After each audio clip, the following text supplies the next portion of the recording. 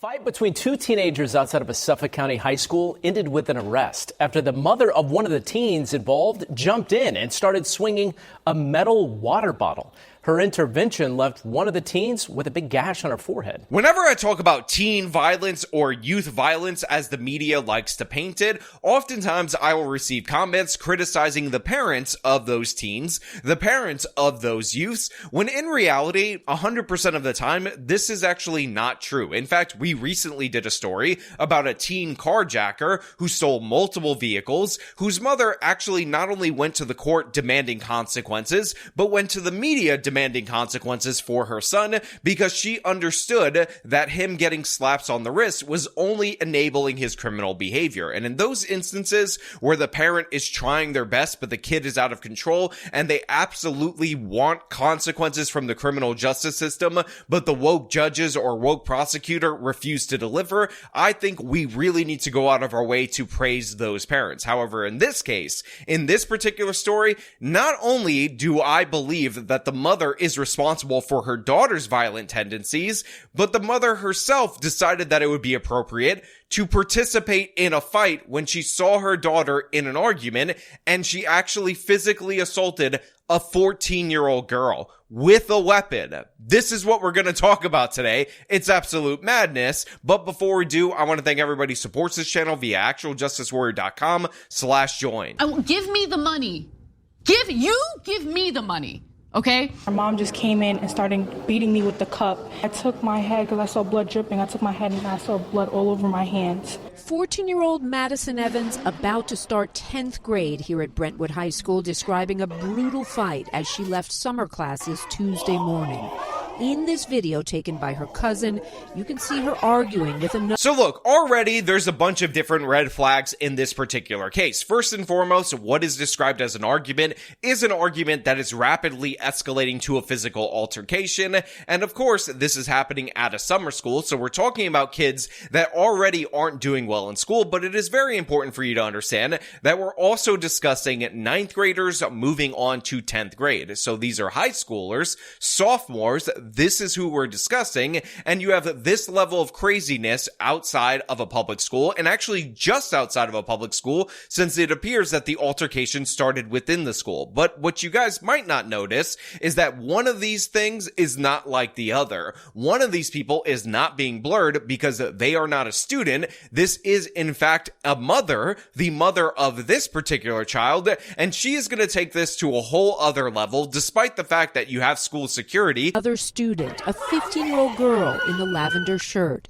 Security trying to keep them apart, doing what they can at first. Which, by the way, very notable for the defund the police types, that this is not school security as in an auxiliary unit of the police department. It's just an overweight woman in a black shirt. So behind her, while she's trying to keep this student inside the school, you have the mom demanding the bottle that the daughter is holding. But then, give me your Stanley. That is what you hear the mother of the 15-year-old student telling her daughter. And watch what happens next. 35-year-old Tony Monroe in the yellow tank top begins to pummel 14-year-old Madison. Security calling for backup, but unable to stop the injury. So I had to use freeze frames right here because, of course, YouTube will hit this video if I show you any instances of violence. But I actually think the freeze frame is absolutely crucial right here because you can see this security guard, who, again, is not a police officer because we had to remove those from schools because, defund the police and the police are evil, white, and racist, standing aside as this mother is pummeling this 14-year-old girl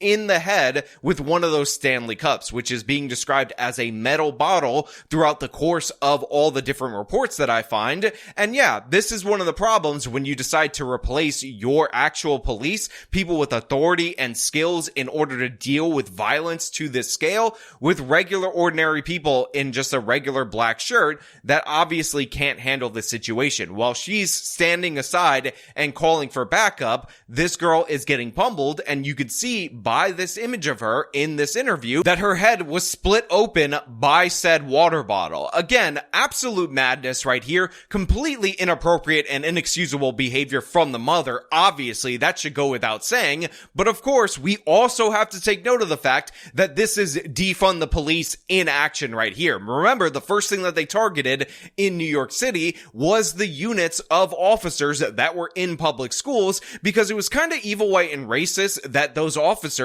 were more disproportionately in black majority schools, even though this is what happens in said schools. They had to give me 17 stitches.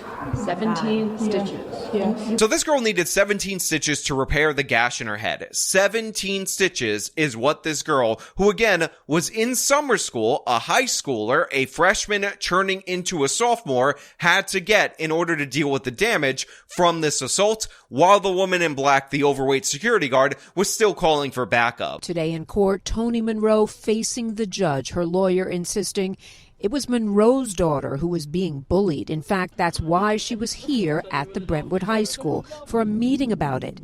Monroe's family saying nothing to reporters as they left the courthouse. So look, this woman is on video assaulting a 14-year-old girl, so make no mistake about it. I have no mercy in my heart for her, but let's be honest. They did her dirty by dressing her up like this, doing her hair like this, and presenting her before a judge like this, because she looks like a crackhead right there. Like, I mean, come on, look at her look showing up into the courtroom with the charges that she decided to beat a 14-year-old girl over the head with a bottle. And of course, you have the defense attorney, which again, we give breaks to the defense attorney because they have to draw some kind of mechanism of defense for the people that they're advocating for. They're not seeking truth. They're seeking the best possible outcome for their client. But the defense attorney is making the case that the girl who got bashed over the head was actually the bully in this particular case. Therefore, something, the mom can take a bottle and bash a 14-year-old over the head. Now, I don't even dispute this. I actually think, based on the video,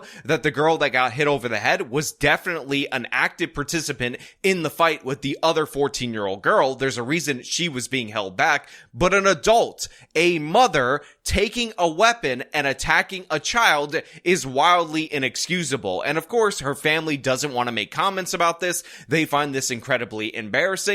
But I also want to remind you of the fact that the girl should be charged too, because she participated in this double assault on this girl where she ended up needing 17 stitches as a result of that. Again, embarrassing. And when you realize that this is the parent, this is the mother, this is the person that is supposed to guide her to make her into a successful functioning member of society, and she is asking for something of hers to use as a weapon in order to settle a dispute for a child, you know that that other 14-year-old girl who is on the attacker side doesn't have a chance. But again, poor family structure is not just a feature of the attackers, it's also a feature of the victim, who again, just prior to being the victim, was fully ready to engage in a fight with the other girl. But after the chaos of this fight, as a mom, you're supposed to diffuse the situation and take your daughter away to see what's going on instead of attacking a kid with a cup. Madison's guardian telling us the video speaks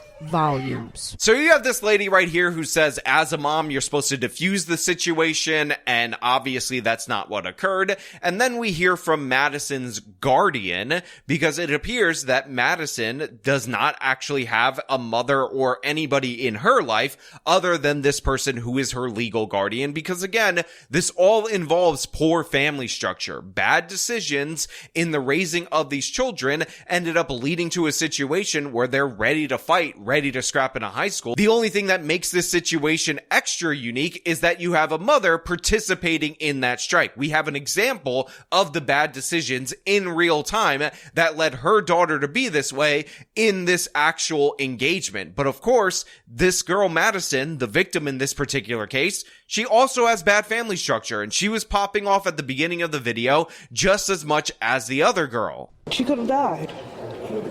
anything could have happened to her more than just being hit over the head and having 17 stitches. Now again, the guardian in this particular case is speaking the truth. This could have been worse. She could have died. Again, she was being bashed over the head with a metal object while another individual was attacking her. Of course, it was a 35-year-old woman that was doing the bashing, and this is wildly inappropriate. This is wildly outside the norm, completely unacceptable, and we should expect serious criminal charges, and again, a serious criminal conviction as a consequence of this behavior. However, it's New York, so I wouldn't hold my breath. Monroe has no prior criminal history, but she's now facing 2 felony counts for second-degree assault and endangering the welfare of a child.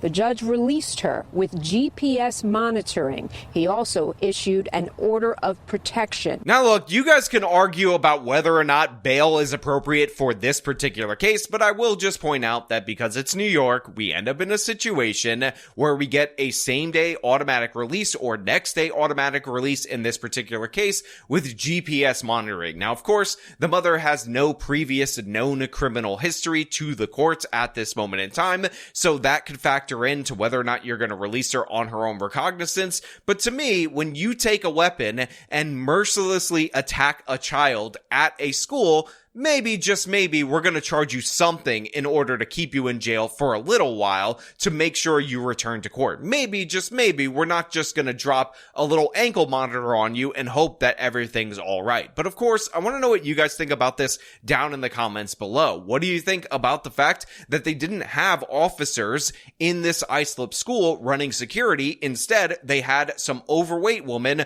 wearing a black t-shirt. What do you think about the mother actually physically assaulting this child on behalf of her child? And what do you think about the prior allegations of bullying? And of course, what we see on the video where the victim was definitely actively seeking out a fight with the daughter of the woman who ultimately ended up physically assaulting her. All your thoughts down in the comments below. As per usual, if you like this video, show them by leaving a like, subscribe for more content, follow me on my social medias, support me via the support links in the description of this video. This has been me talking about a mother who tried to kill another child at a high school. Till next time.